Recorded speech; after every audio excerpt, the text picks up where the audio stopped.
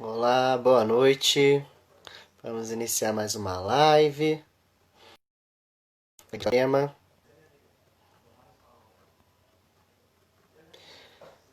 Iniciamos aqui. Esperar as pessoas entrarem.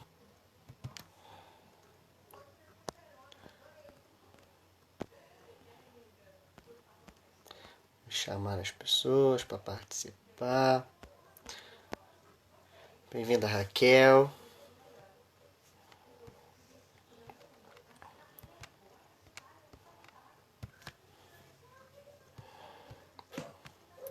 Iniciamos aqui. Hoje com a Roberta, que ela vem falando sobre a sua temática, a Casa dos Espíritos, Mulheres, Poder, Política no Chile Contemporâneo. Pesquisa muito boa. Gostei muito.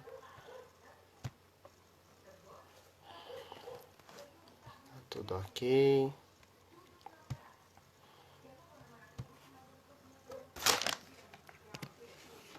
Deixa eu esperar o pessoal entrar. Roberta.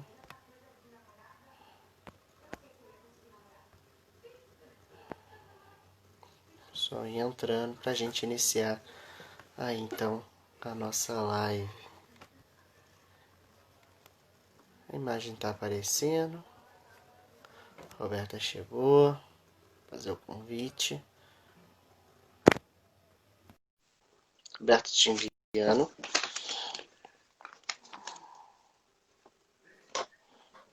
Cheguei. Olá, Roberta, tudo bem? Boa noite.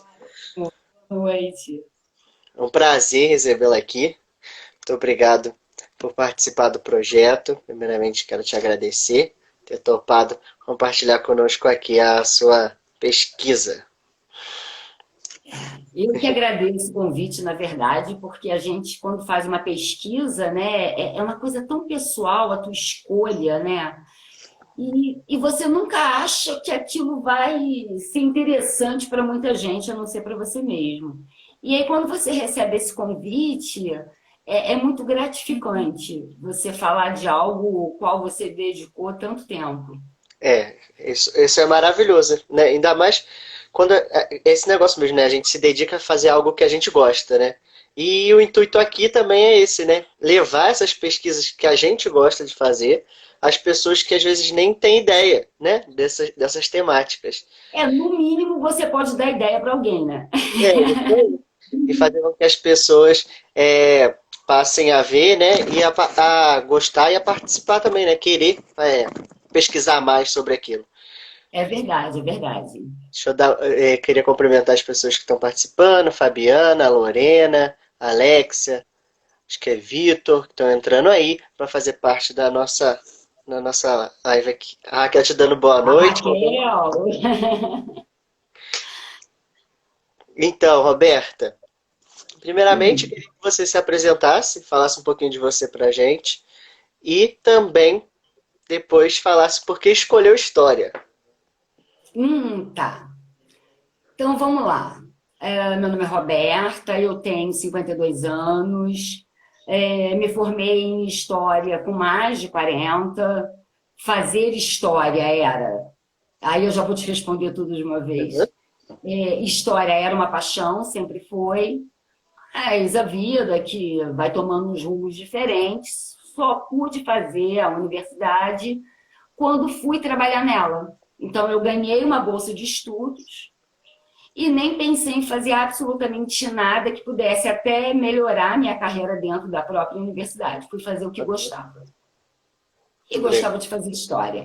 Claro que eu sou obrigada a reconhecer que no meu primeiro semestre, propriamente dito na aula de História e Historiografia, eu me senti uma semi-analfabeta, Oh, né? Porque era quase em grego aquela aula para mim, ao menos nos primeiros 2 meses, até que depois você vai entrando no ritmo, você tem uma ideia muito diferente do que é uma faculdade de História, né? é verdade. A gente leva um Quando susto. você entra. Não é verdade, Matheus? Quando você entra lá, você fala assim: opa, estava esperando uma coisa um pouquinho mais light, não achei que fosse ser assim tão punk fazer Isso história, mesmo.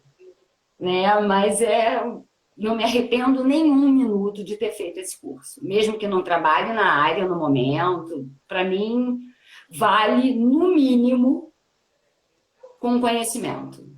Conhecimento que você carrega, você começa a ver o mundo sobre outros parâmetros, você quebra uma série de paradigmas através do curso de História. Verdade.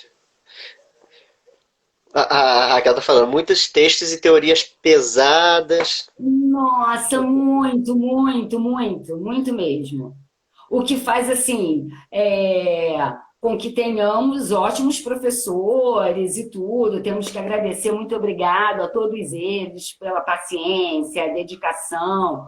Mas estou para lhe dizer, sem sombra de dúvida, que a minha turma de história fez com que o curso fosse muito mais prazeroso.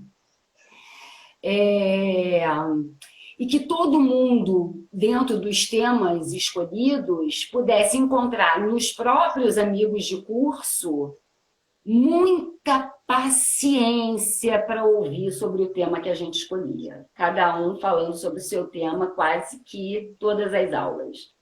Olha isso. É muito maneiro. Essa conexão da turma também faz muito bem, né, no curso. É muito bom E isso. faz diferença, Matheus, faz muita diferença.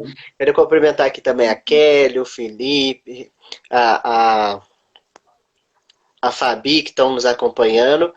E, Roberta, por que escolheu esse tema? Conta pra gente e já fica à vontade para falar da Do sua tema. pesquisa. Olha, eu não tenho muito como explicar o meu amor pelo Chile. Ele é um amor, é inexplicável. Né? O Chile realmente eu tenho fascinação pela cultura, pela história, pela política chilena, sempre tive. Uhum. Mas sou obrigada a lhe dizer que muito desse amor vem através até da autora que eu escolhi, que é a Isabel Allende. A Uhum. Isabel Allende, ela trouxe para mim, com a própria literatura que eu escolhi, que é a Casa dos Espíritos, uma outra forma de ler e compreender um romance, mesmo que quando eu o li, lá no lançamento em 1982, não tivesse nenhuma base histórica para compreender tudo que estava de intrínseco ali de história venal sobre o Uhum. Chile. Né? Eu não tinha, obviamente, em 1982, nenhum parâmetro para entender aquelas correlações todas que a gente só entende depois. Muito mais velho, fazendo um curso de história, ou até mesmo que você não faça um curso, se dedicando a isso. Sim. Né? O Chile, para mim, ele é muito interessante, ele tem uma história muito diferente da América Latina, né? Ele já começa em 1810 aí tentando uma independência da colonização espanhola, não conseguindo concluir esse primeiro processo de independência que ele tenta em 1810. E por incrível que pareça, ele não consegue, não porque os espanhóis são muito fortes, não que não sejam, mas não é esse o motivo. O motivo principal dele não conseguir é porque a força indígena dos mapuches não foram sequer conversado com ele se aquele era o momento de se tentar ou não uma independência. Foi Uhum. simplesmente uma reunião de pouquíssimos cidadãos que resolveram a independência. Então, quer dizer, você já vê uma consciência de um povo completamente diferente dos demais. Verdade. Né? Quer dizer, a construção de pensamento desse povo já é diferente. Eles só vão conseguir essa independência em 1818, quando aí sim eles vão se reunir e vai fazer essa construção de quase 8 anos, né, um pouquinho menos, sete Uhum. anos e pouco, entre a primeira tentativa e a real independência, com articulações, colocando todo esse povo ali junto. Não Pensando. existe outra possibilidade. Aham. Trabalhou todo mundo junto, aí deu certo. Só quando trabalhou todo mundo junto que o Chile consegue alcançar. Então, quer dizer, você já vê aí uma força indígena atípica, para dizer o mínimo. Né? Quer dizer, então toda essa construção chilena, política, ela vai interferir em toda a sua construção desde o início. Uhum. Nós vamos ter aí no Chile, entre 1830 e 1860, 30 anos de presidentes conservadores. Mas isso não vai fazer com que em 1850, após algumas batalhas aí, alguns conflitos, não se tenha que entrar num acordo com todo aquilo que a gente chama de esquerda e que Aham. abra uma série de concessões em 1850, como mulher poder ir para a escola normal, como ser cobrado impostos para os latifundiários. Isso, a gente está falando de 1850. Muito, muito antes. Olha isso. Se a Quer gente dizer, for comparar o Brasil, olha isso, quase 100 anos antes. exatamente. A gente acaba não comparando muito, porque se você comparar no mínimo, você entra numa depressão, né? Então, quer dizer, você nem compara. E como assim, na verdade, quando você compara uma história a outra, você perde muito, né? Verdade. Cada história tem a sua riqueza, né? Não dá muito para você ficar ali em grandes comparações. Bom, vamos lá. Então é isso. Aí o Chile, para mim, é isso. Toda essa diferença de construção, sindicatos sendo feitos em 1909, o movimento sufragista na América Latina chegando primeiro no Chile do que em qualquer outra região. O movimento sufragista ele começou no Chile, na América Latina, tá, gente? Pelo amor de Deus. A gente está falando da América Latina, calma. Falando só do Chile, é só do Chile. É, e tudo isso que vai acontecendo, a forma como que ele vai sendo construído, e tudo, quando você começa a fazer história, e aí você tem a Isabel Allende como uma paixão, o Chile como uma paixão, você começa a perceber como você viu a história do Chile o tempo inteiro na Casa dos Espíritos, por exemplo, e nem se dava conta. Todo o panorama ali atrás era a história correndo, a solta. Tudo, sabe? E aí, quando você vai fazer história, a única coisa que você precisa entender é de que maneira com que você vai juntar tudo isso. Uhum. De que maneira que eu vou juntar toda a história venal do Chile, o que eu posso, se eu posso ou não juntar a literatura, e se posso, quando comecei a poder juntar a literatura. Sim. E de que base eu vou começar para estudar aquele livro em questão. Uhum. Tem todo um trajeto para fazer. Exatamente, tem todo um trabalho. Quando eu começo? De que maneira? Quem me dá essa possibilidade? Quem vai me dar essa possibilidade é o pós-modernismo, com a escola dos análises, que vai me dizer, olha, vamos lá, vamos entender que a história é a junção de várias coisas.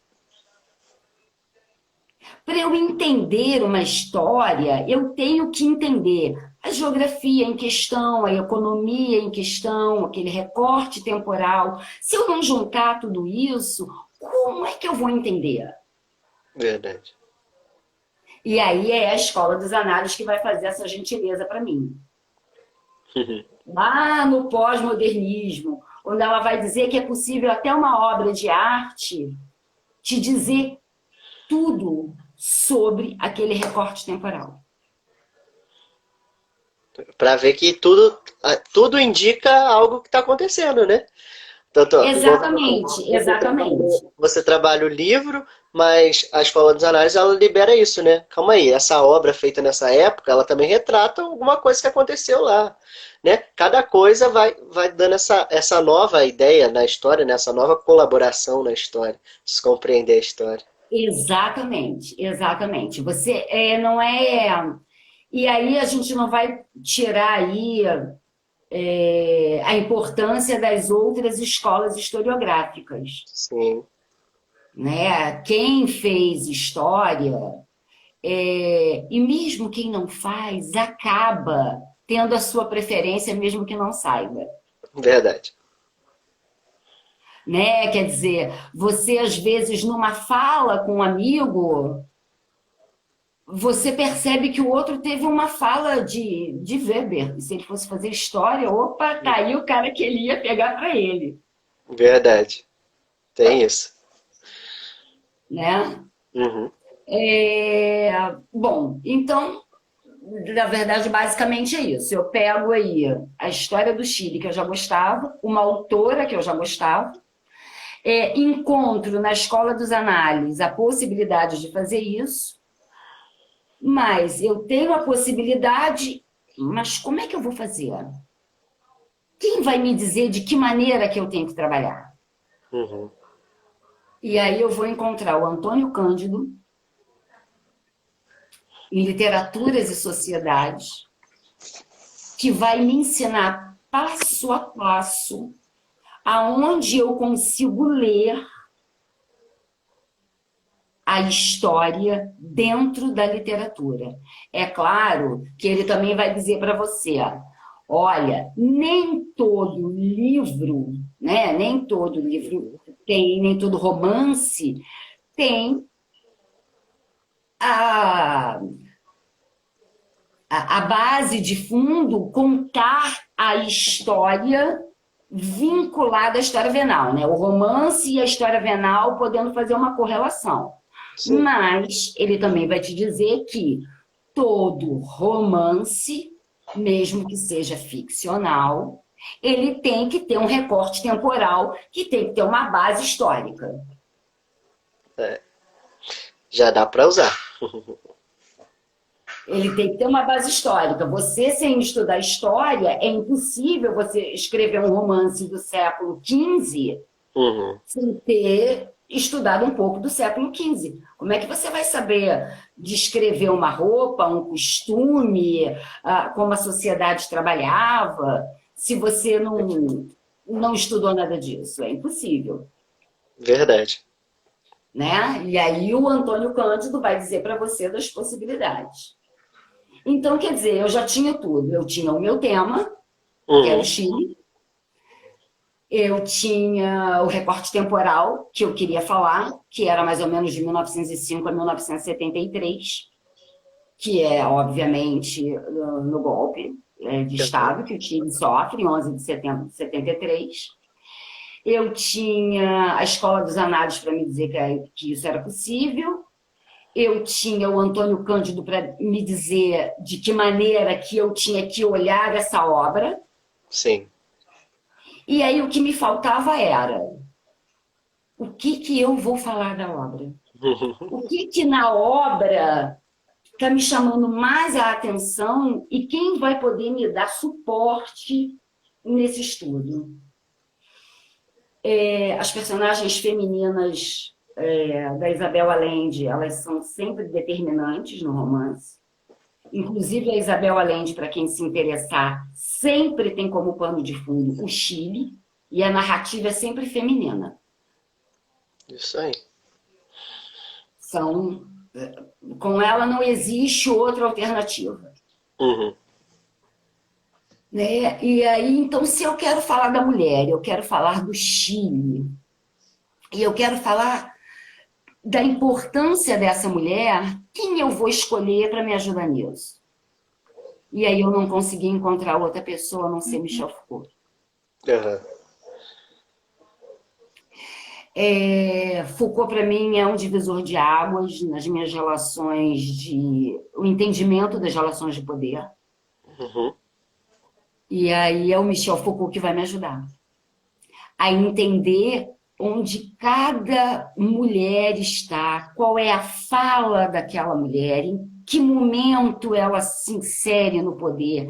Esse poder ele está na micro-relação, na macro-relação, ele pode sair de uma para outra, não pode. Naquele recorte temporal é impossível. Se é impossível ter um recorte temporal, que ela sai do micro para o macro, será que aquele micro é tão importante assim?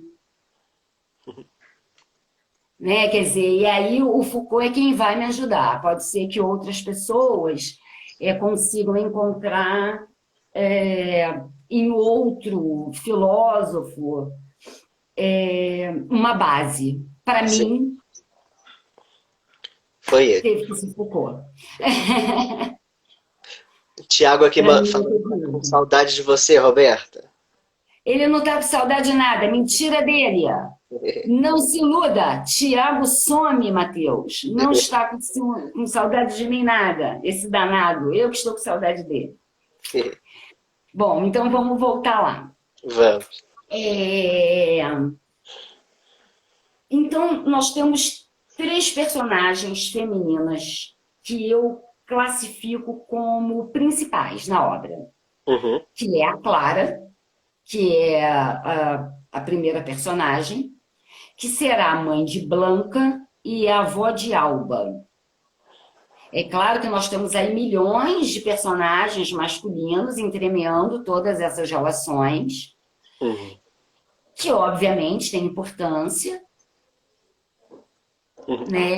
Mas que não são mais importantes historicamente e nem na obra do que nenhuma dessas personagens. Sim. O destaque é todo delas na obra. Todo delas. Todo delas. É a partir delas que você conhece a história, Uhum. é a partir delas que você consegue fazer o recorte temporal, é a partir delas que você entende quando elas estão no micro ou no macro poder, baseado na teoria de Foucault. Só elas vão responder para você todas essas questões e vão colocar essa mulher exatamente nos seus lugares de fala. Sim. Se você parar para pensar, por exemplo, a primeira personagem é a Clara, que é casada com um latifundiário, né, um caudilho, como era conhecido na época. E aí, como é que você consegue imaginar que uma mulher casada com um caudilho tem poder? Se um caudilho tem, por sua base, acreditar que tudo que está naquela terra pertence a ele. A Uhum. terra, a ferramenta, o homem, a mulher, a casa, tudo é dele, de pertencimento. Então, como é que a gente pode olhar essa mulher e entender que ela tem poder?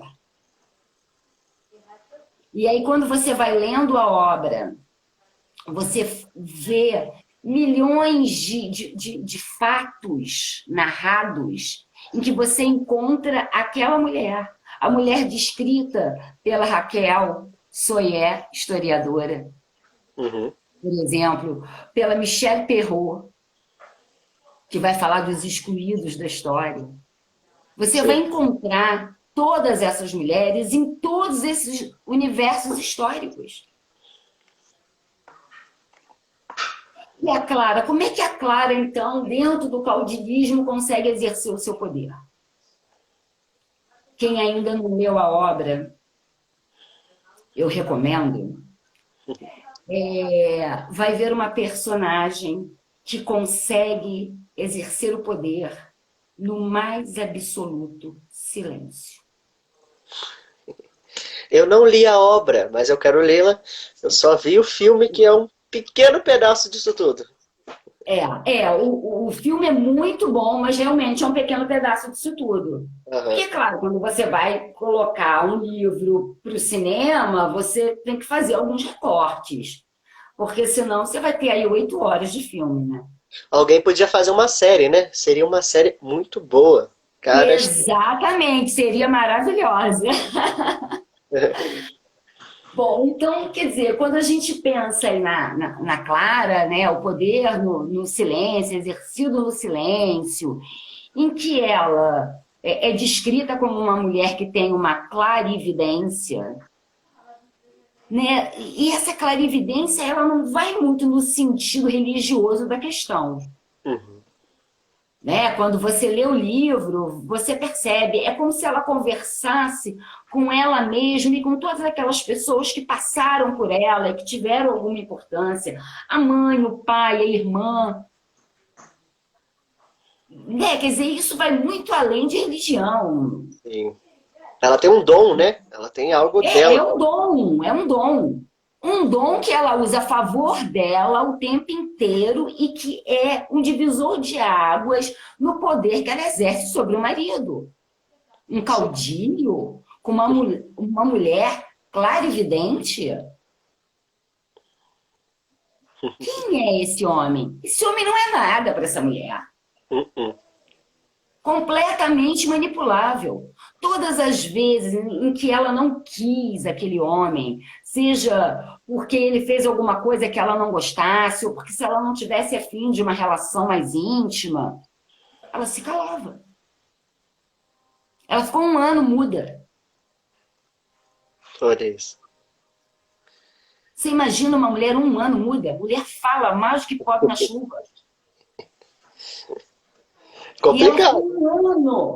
um ano sem falar. E esse um ano se passou porque quando ela tem os filhos, e aí era usual, ele mandou, né, o Trueba, que é o caudilho, com várias aspirações políticas, como qualquer latifundiário, e sim, vivia politicamente mesmo. Ele tem aí o que? Ele faz o que todo mundo faz, ele pega os filhos e coloca no colégio interno. Mas ela não queria aquilo. Uhum. Então, simples e puramente, fica sem falar com ele. Existe uma paixão da cunhada por ela, que ela percebe, não alimenta, mas também não nega, usa aquilo a favor dela.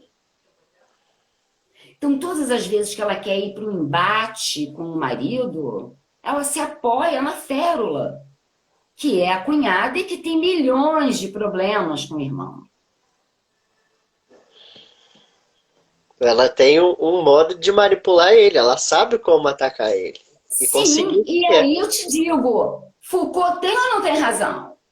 Tem As razão. relações não são sempre uma relação de poder, em que você vai me dar alguma coisa em troca de outra coisa que eu vou lhe dar? Sim. O quanto de poder não tem no convencimento que você faz sobre o outro, para que ele faça exatamente o que você quer? É. E ela exercita isso o tempo inteiro. E o marido, apesar de ter todas as atitudes de um caudilho, engravidando as funcionárias da fazenda, fazendo com que o capataz esteja sempre embaixo do seu jugo, indo para a vida pública, almejando altos cargos políticos. Apesar de tudo isso, apesar dele demonstrar um poder total no macro, no micro, quem manda é ela. E Isso aí. acabou. Ele pode mandar ela no macro. No macro, beleza, Trueba, vai lá, meu amigo, faz o seu papel. Agora, aqui no micro, mando eu. E aí essa mulher tão forte que acaba tendo uma convivência com os filhos apenas nas férias, quando eles vêm do colégio interno, ela consegue passar para eles todos os valores socialistas que ela tem lá de trás, da mãe, que em 1905 já é uma sufragista, de um pai que, apesar de ter uma posição privilegiada financeira, é um cara ligado aos sindicatos. Então, ela tem toda uma base muito diferente de todas as mulheres daquela época. Sim. Então, mesmo que ela esteja inserida naquele contexto em que ela não pode ir para o macropoder, ela dá ferramentas aos filhos para que eles comecem a ter outro tipo de construção de pensamento. Então, quando os filhos crescem, que a época de colégio termina, ambos se voltam a favor do socialismo. Não adiantou nada ele mandar eles para o colégio interno. Sim, porque a sua base, né, a base era muito forte. Sim. Como ele era um pai ausente, né, um pai ausente como todo latifundiário, ele estava muito mais preocupado com a própria vida pública. E não é que ele não amasse a família, é uma característica, principalmente naquela época. Sim.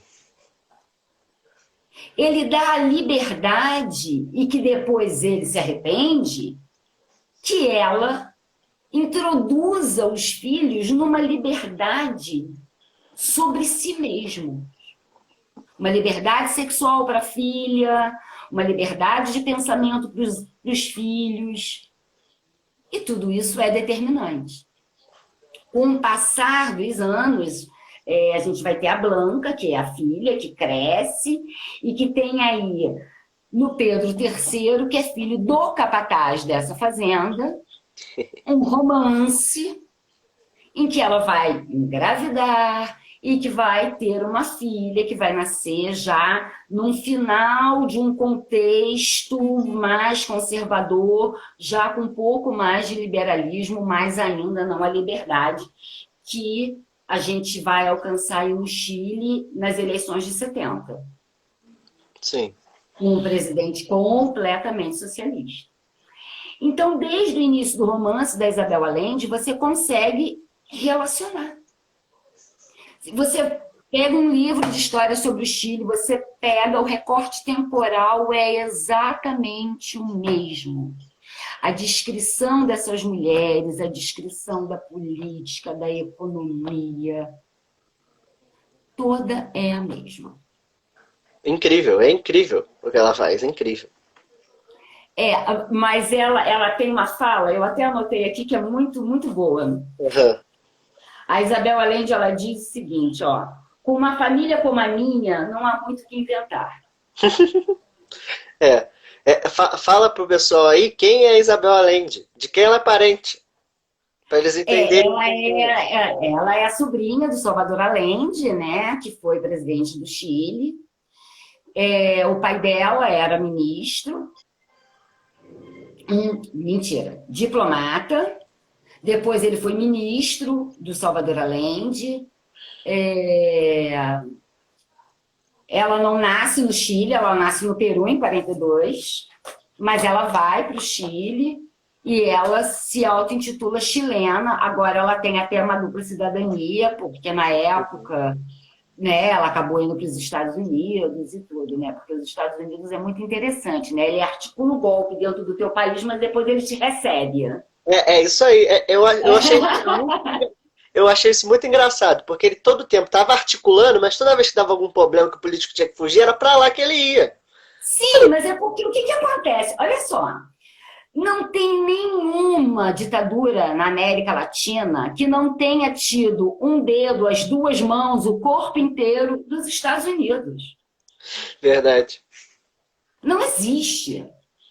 Não existe. A escola de Chicago está aí, ó, os menininhos neoliberais foram importados de Chicago para toda a América Latina. Então, a base econômica começa a ser neoliberal. Sim. Por isso que o Allende vai causar tanto problema. O Allende não é interessante para os Estados Unidos, principalmente. As Na ideias dele, articulação política, ele não é nada interessante. as ideias dele de socialismo já, né? Ainda mais que aqui já estava ocorrendo isso, né? Então ele não queria perder mais um... Exatamente, exatamente. E olha só, a gente não pode esquecer de uma coisa muito importante.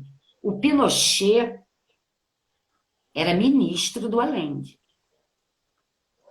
Ele não era um militar que veio do nada. Ele é um militar que é convencido, né, que o Allende é convencido a aceitar como, olha, vamos fazer aí uma troquinha de favores, a velha troca de favores política, né? Vamos fazer aí uma troquinha de favores, aceita, puxa, vai ser tão importante para a gente. Vai fazer aquela ponte, né, entre a gente e os militares. Vai fazer a ponte, exatamente, uma burguesia que está aí tão irritada com esse seu socialismo, com essa coisa de não, o Chile se vale, a economia dele se basta, a gente não precisa importar tanto. E é ele quem dá o golpe. E a todo momento você vê isso na obra. A obra cita o discurso que o Allende faz na Rádio Nacional do La Moneda em 11 de setembro de 1973.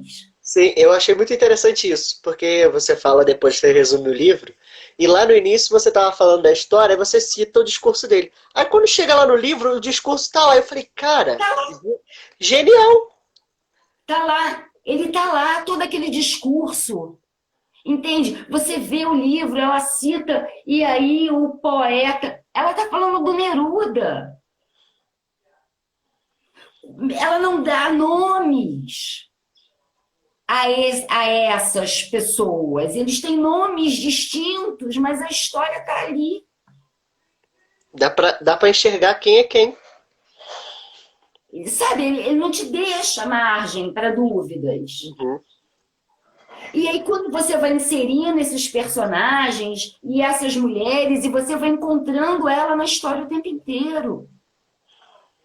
Você vê quando a Blanca, né, se forma uma mulher e tem aí a própria filha, e está casada com Pedro III, um socialista nato, e ela sai do micro, ela sim, ela vai sair do micro para o macro. É um socialismo que está começando, e a gente ainda não está falando só do Allende, está falando de um início. Quem vai viver esse socialismo na sua plenitude nesses anos é a Alba, que é a neta da Clara. Tá? A Blanca, ela começa a viver ela ainda no micro, ela vai para o macro quando o Allende, aí ele tá lá, né, presidente, e aí ela começa a usar o dinheiro da família para ajudar as pessoas por causa dos embargos que vão acontecendo, as greves de caminhoneiro que deixam as pessoas... Todo mundo tem dinheiro, mas o pobre não tem onde comprar.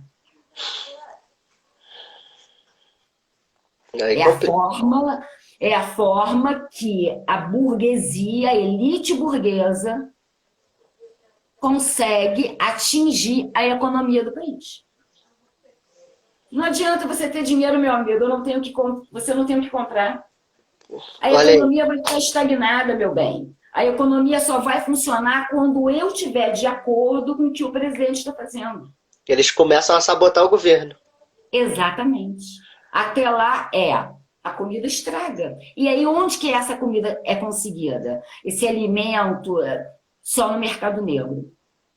E aí é onde você vê nitidamente a saída do micro para o macro Uhum.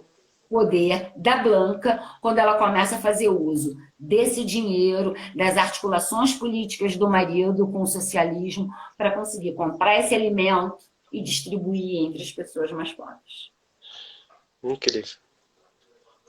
É interessante, né? Falando ainda da parte da Blanca, né? Que acaba que o pai dela é senador, né? E acaba que ele aceita um pouco o Pedro, né? Porque no início lá ele não gostava nem um pouco. Aí quando ele vê que a situação tá complicando, ele dá uma ajudinha. Mas ele ajuda muito mais porque, assim, quando que o Esteban cede?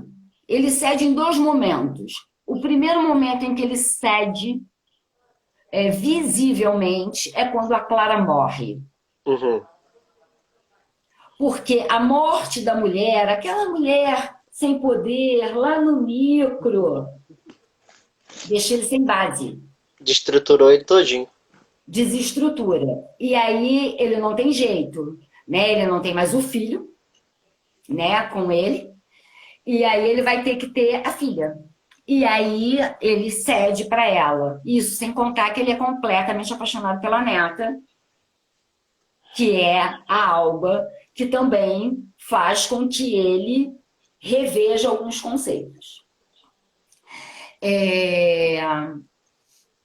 Mas o Trueba ele muda essencialmente quando o golpe é dado. O golpe de Estado, 11 de setembro de 1973, é um divisor de águas para o Trueba.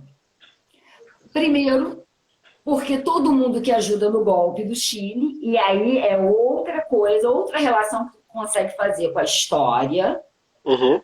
e com a narrativa do livro. Quando o Pinochet consegue dar o golpe de Estado, todas aquelas pessoas burguesas que apoiaram o golpe se veem num problema muito sério.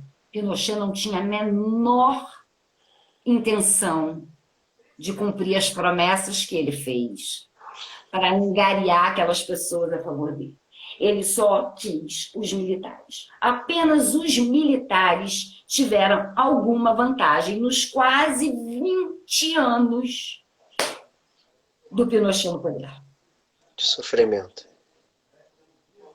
Todos aqueles burgueses que ajudaram na articulação do golpe, e aí no livro El Trueba, se veem sem nada.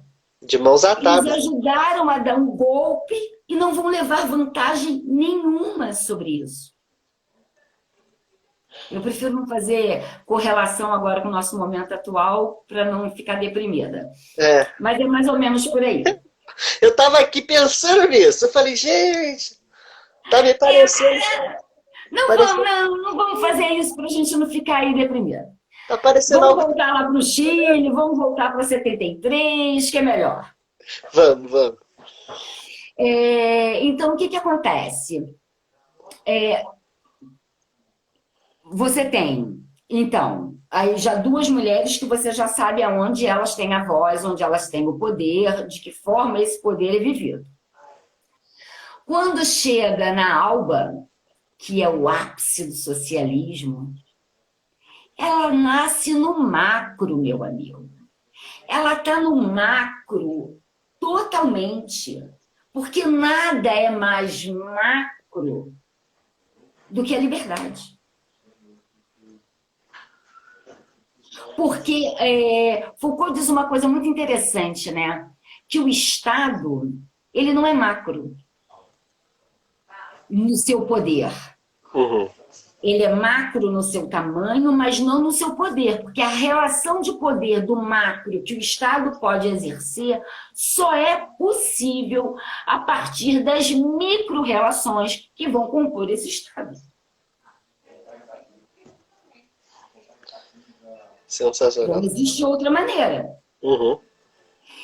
Então, a Alba, que é a neta da Clara, ela consegue viver o macro. Ela está no macro o tempo inteiro, ela está brigando com os caminhoneiros para fazer as entregas, ela está assaltando bancos, ela está na guerrilha, ela está a favor da manutenção desse socialismo, brigando com essa burguesia, prevendo o golpe de Estado.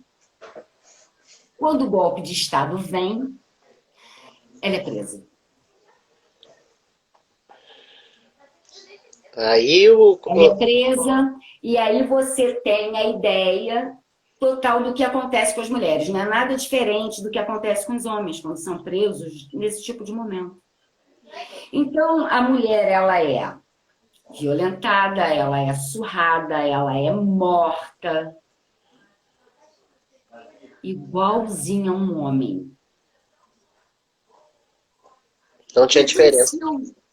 Então, se eu não vejo diferença na mulher na hora de bater, por que eu tenho que ver diferença na hora da mulher, na hora da fala? Isso aí. Eu vou exercitar o meu poder. Você exercita o seu, eu exercito o meu. Maravilhoso. Não, e a Clara, oh meu Deus, a Alba, ela faz exatamente isso. Ela exercita todo o seu poder, ela é presa, torturada. E aí o Esteban, que era apaixonado pela neta, começa a procurar uma forma de ajudá-la. Ele procura todos os políticos. Não consegue. Ele procura o presidente atual, depois do golpe, e não consegue. Ele é ajudado por uma prostituta que ele conhece lá atrás, antes de se casar com a Clara, e que naquele momento já é uma cafetina, e que exerceu no sexo, na sedução, um poder extremo sobre aquele homem, aqueles homens, e tinha conhecimento de coisas que nem o Trueba, que tinha toda uma relação íntima, política e social com aqueles homens, fazia ideia do que ele estava falando. Mais uma vez o papel feminino.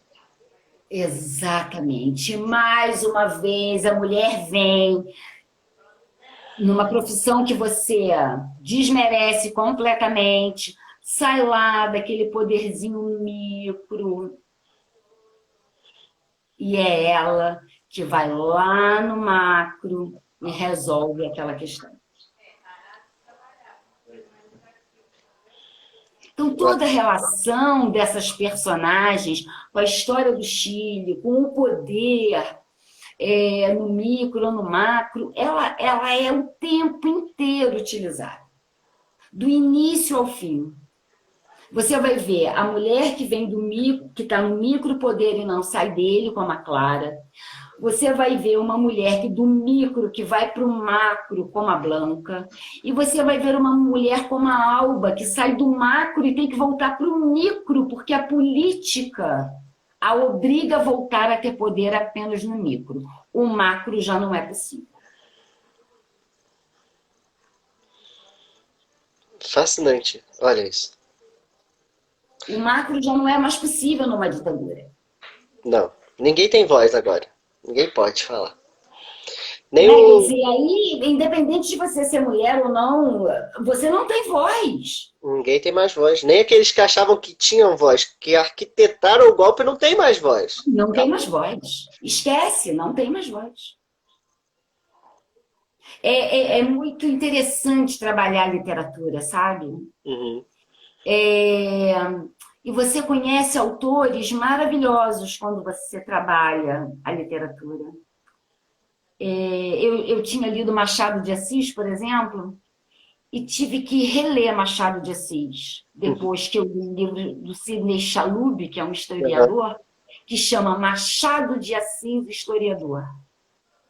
Cara, você entende aquela Helena, você entende Dom Casmurro, você entende Memórias Póstumas, sobre outro parâmetro. Ele abre um leque, né?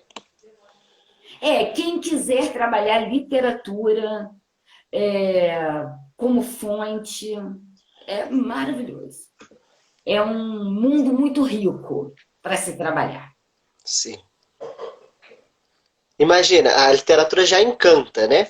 Vendo ela também com essa base histórica, então, depois que tu entende todo o cenário, tudo que ela está apresentando em si, né, por trás daqueles personagens, parece que abre o horizonte, né? Abre os Vamos olhos. supor, olha só, Matheus, vamos supor que você já tivesse lido A Casa dos Espíritos da Isabel Allende. Vamos supor, você já Uhum. leu em outro momento, como um romance. Vai me dizer que hoje você não ia querer reler para olhar de novo todas aquelas nuances históricas, porque como o Chile não era o seu campo de estudo, muita coisa acaba passando batida. Sim. Ele não é o seu campo de estudo. É a mesma coisa eu agora, de repente, ler um livro sobre de uma escritora americana e não ver ali as referências, porque a história dos Uhum. Estados Unidos foi amplamente estudada e eu acabo não me interessando. Sim.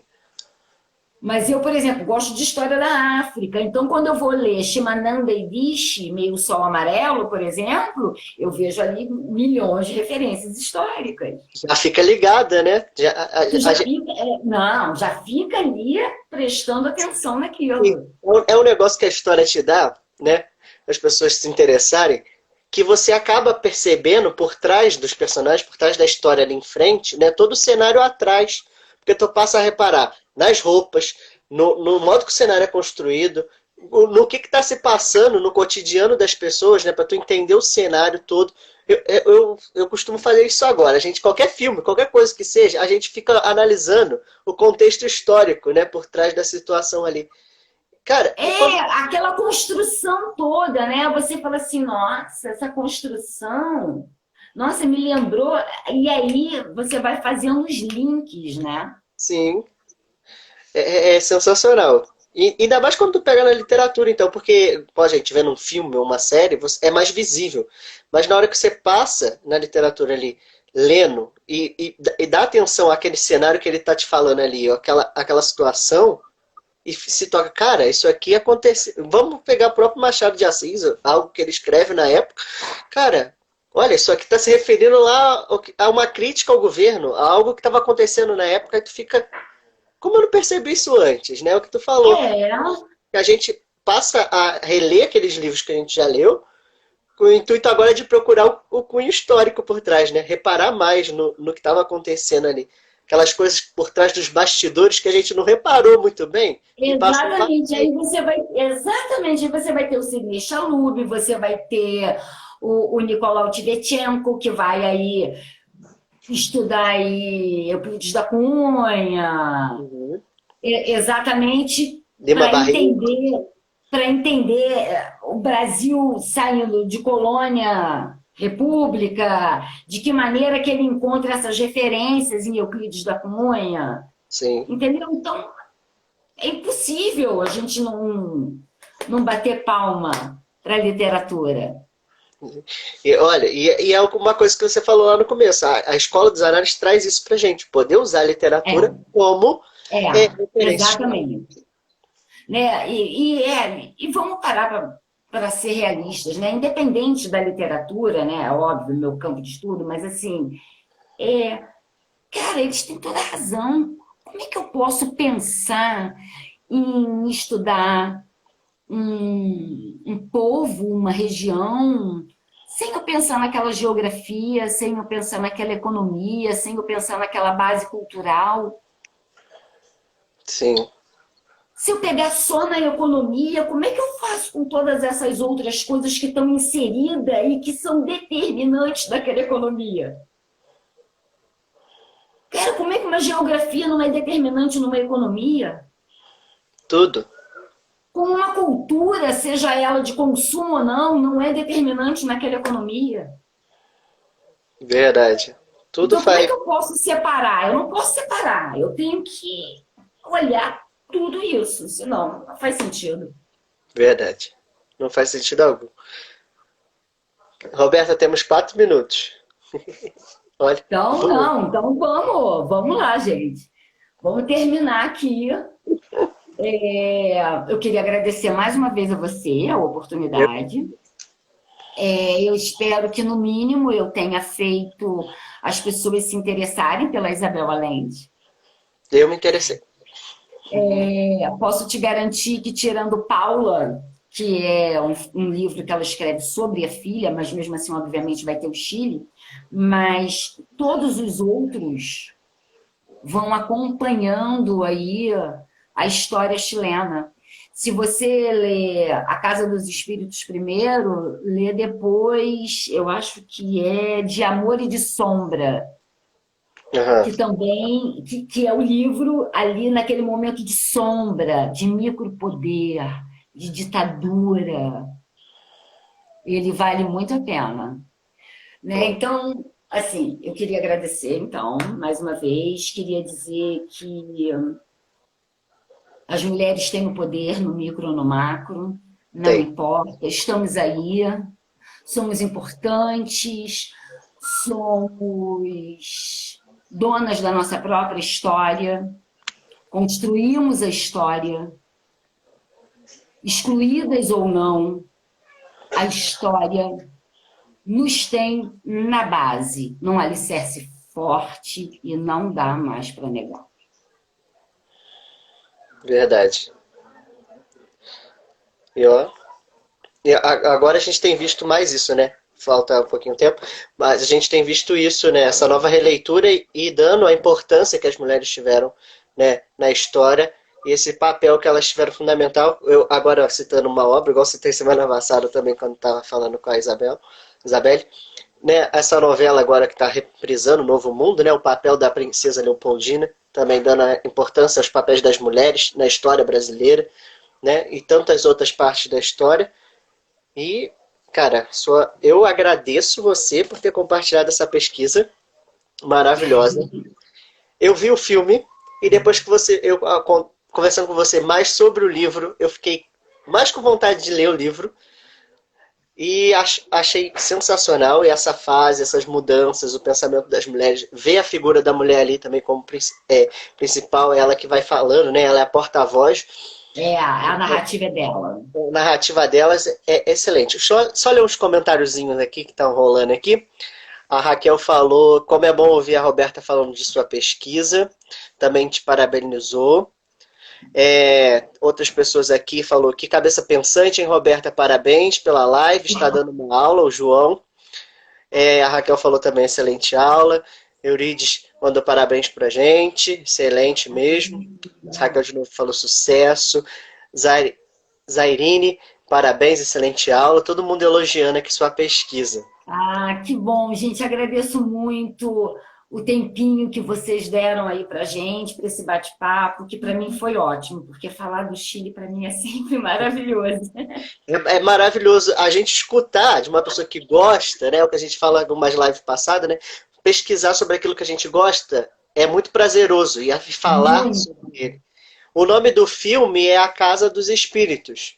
Tem no YouTube, depois eu vou deixar o link aí nos stories, para quem quiser assistir. Uhum. E também vou deixar a sugestão aí dos livros da autora Isabel Allende. E assim, se você puder, Uhum. deixa aí Sidney Chalub, que é importante, as pessoas vão ver Machado de Assis por outros olhos, o Nicolau Tibetchenko, sabe? Quem quiser estudar aí as minorias, tem um livro da Michelle Perrot, que é maravilhoso, sobre as minorias, operários, mulheres, entendeu? Porque a É, gente é operário, a gente é mulher, entendeu? é. A gente é minoria, mas minoria junto vence tudo. Vou fazer uma coisa então, depois vou pegar com você no privado as referências, depois eu posto aqui que fica mais fácil. Então tá bom. Novamente, Alberto, muito obrigado. Obrigado por compartilhar sua pesquisa conosco. Obrigado por nos apresentar essa visão do Chile. Falta 28 segundos restantes para derrubar a gente. Já apareceu aqui. Eu agradeço a todos que participaram, a todos que nos ouviram, deram seus comentários. Novamente, muito obrigado. Tá? Foi um prazer receber, um prazer conhecer a sua pesquisa. Achei incrível mesmo. Muito obrigado mesmo, tá? De coração. E uma Gente, boa olha, noite. obrigado, obrigado, muito obrigado, todo mundo.